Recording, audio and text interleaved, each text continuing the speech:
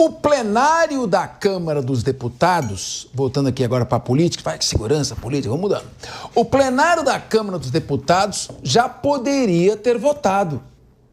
Mas depois de 200 dias, não se sabe por quê, ainda não votou.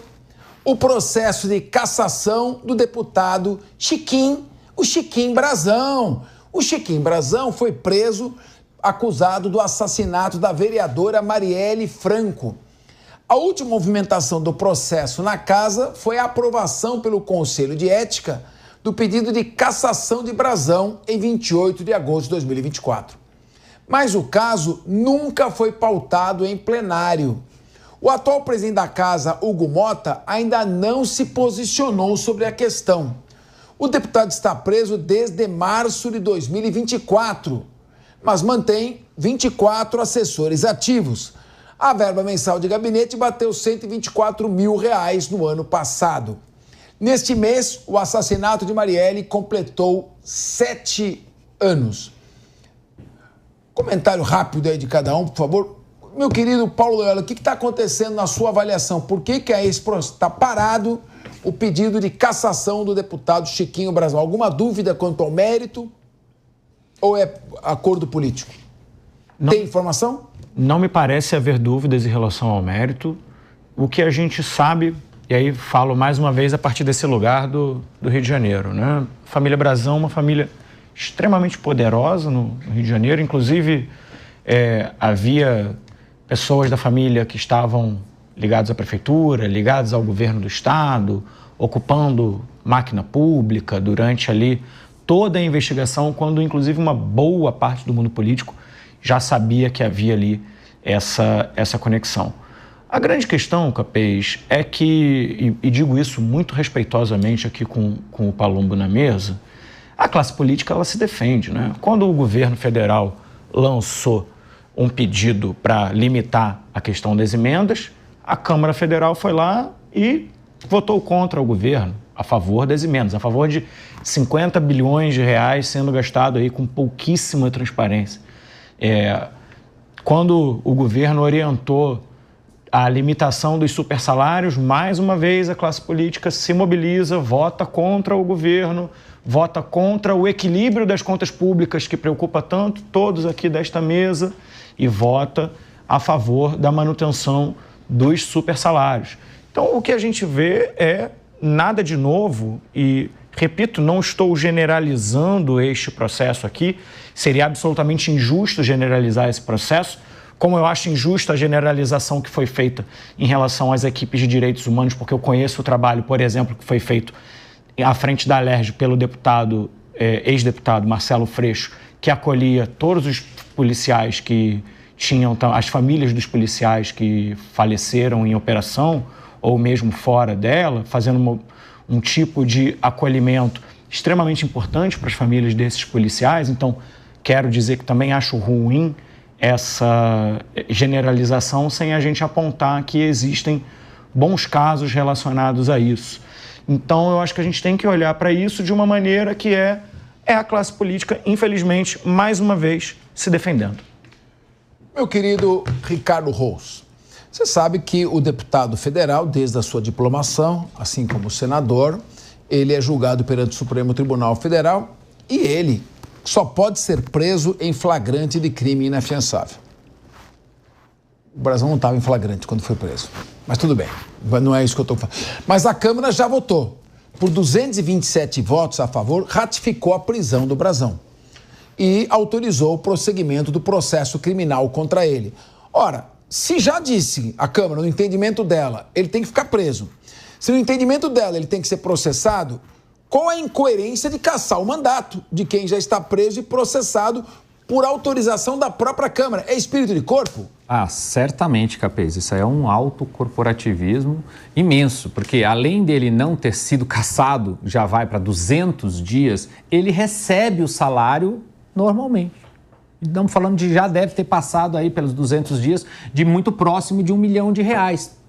Então, ele está preso, a Câmara, os pares, os outros deputados já votaram, entenderam que a prisão está ok, ele deve estar preso. o que está acontecendo no Congresso Nacional. Mas realmente é um corporativismo, infelizmente, de uma boa parte da classe política no Brasil. E o que também me chama uma certa estranheza, que eu estou sentindo falta, é de uma movimentação ainda maior por parte do PSOL e de alguns outros partidos, porque havia uma movimentação muito forte antes da identidade do Brazão, antes da prisão do Brazão. E acho que todos os nossos ouvintes aqui, todos que estão aqui, lembram de toda a movimentação, e sempre capitaneada muitas das vezes pelo PSOL sobre a questão do cobrando quem matou Marielle e tal. Foi para um lado, foi para o outro, acusaram um, acusaram o outro, chegaram no Brazão. O Brazão foi preso.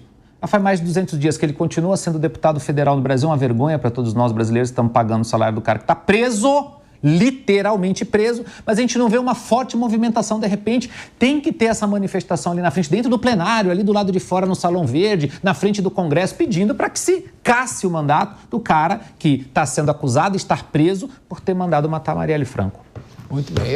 Então, o que você tem a dizer, meu querido Henrique Krieger? Eu só faço uma observação. Eu sou contra casuísmos. Casuísmos. Você viola a Constituição Federal uma vez para atender um casuísmo. Depois você já violou. Não cabe prisão preventiva de parlamentar. Certo ou errado está na Constituição. E o Supremo decretou a prisão preventiva dele. Isso é errado. E a CCJ também errou. Se eu tivesse lá, sabe o que eu diria? Como se trata integrante de organização criminosa, é crime permanente, ele está em estado permanente e, portanto, tem que ser preso em flagrante. E contornaria a questão da prisão preventiva. Mas passou. A Câmara não fez nada, passou. Agora ela tem que cumprir o seu dever, porque é uma coerência, né? Deixa o preso, quero o processo, mas não vou caçar? Exato. Hugo Mota, olha aí. Isso, para mim, Capês, também coloca aí a maior evidência daquilo que a gente já suspeitava e falava há muito tempo, que o Ricardo trouxe aqui. A hiperpolitização desse caso da vereadora Marielle Franco, que foi uma morte trágica, uma morte assustadora, 9 tiros na região da cabeça, uma morte, assim, que assustou o Brasil inteiro, independente de ideologia ou posição partidária. Mas criou-se toda uma campanha de quem matou Marielle, quantos dias, né? Cada dia se atualizava a contagem dos dias em que ela havia sido morta e que o culpado não tinha sido encontrado. Por quê? Porque alimentavam os rumores de que o culpado estava dentro da família Bolsonaro, de que o culpado estava dentro do governo federal, na época, chefiado pelo presidente Bolsonaro. E com isso ganhavam todo ali uma questão de direitos humanos. Quando descobriram que não tem nada a ver uma coisa com a outra, aliás, como todas as outras acusações que foram colocadas de uma maneira bastante leviana, como descobriram que não tem nada a ver uma coisa com a outra, agora já não tem mais esse ganho político. Hoje, quem é que está falando de Marielle vive? Quem é que está levantando essa bandeira? Quem é que está dizendo que essa é a maior causa, a maior bandeira de todas? Nem mesmo os membros do próprio partido. Isso é triste. É uma morte trágica que a gente não pode permitir que caia numa questão política. Sendo politizada dessa maneira, cai numa coisa dessa. A Câmara poderia ter sido mais eficaz, poderia ter sido efetiva e poderia defender o legado de luta e de atuação política que ela tem, mas não fez. Por quê? Porque politizaram para um outro ganho que nunca chegou. Afinal, o culpado não tinha nada a ver com a família Bolsonaro. Muito bem. Agora tem um deputado federal aqui na mesa, delegado Palumbo. Por que está essa estagnação? Por que não se põe logo esse processo de cassação em votação? Porque a classe política realmente se defende, não há como discordar do Paulo. Só que ela defende o lado político ideológico, o viés político ideológico que ela acha pertinente. Se fosse de direita, teria pego prisão perpétua já. Exatamente. O que o Paulo Lázaro quer falar rapidamente, hein? Só porque eu acho que o Henrique foi... não sei rapidinho. Se talvez a informação não chegou até ele, acontece, mas a gente tinha... fez 7 anos, salvo engano, na semana passada da morte da Marielle. E havia milhares de pessoas ligadas ao caso, ligadas às famílias, ligadas à esquerda, não ligadas à esquerda, cobrando justiça. Então, só para a gente aqui ser justo com essas pessoas que seguem falando, seguem pedindo justiça, seguem pedindo essa politização de tipo, a esquerda não está mais falando nada. Eu entendo, Henrique, que a informação não chegou até você, mas não seja injusto.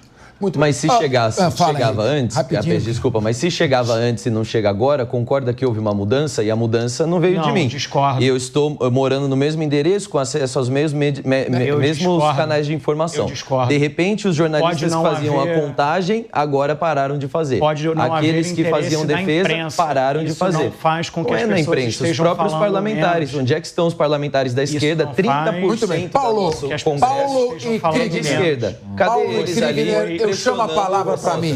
Muito bem. Não. O que ele falou é o seguinte, o que o Krieger disse é que a grande mídia parou de fazer uma cobertura desse caso e é inegável que houve uma politização. Ele não falou a grande mídia. Ele falou a esquerda parou de falar. E a esquerda não parou de falar. Parou, sim. Não parou, pô. As pessoas estavam na rua semana passada. Que não tá votando ali. Eu tô falando que a Terra é redonda, você tá falando não, a Terra é plana. A prova que semana passada as pessoas estavam na rua. Dá licença, a prova... Agora eu chamei a palavra, por favor. A prova de que a esquerda não pode falar é que o Paulo Welle ainda está falando sobre isso. Muito bem. E vamos então chamar um rápido intervalo. Pode falar à vontade. Vamos chamar um rápido break e voltamos já já. Linha de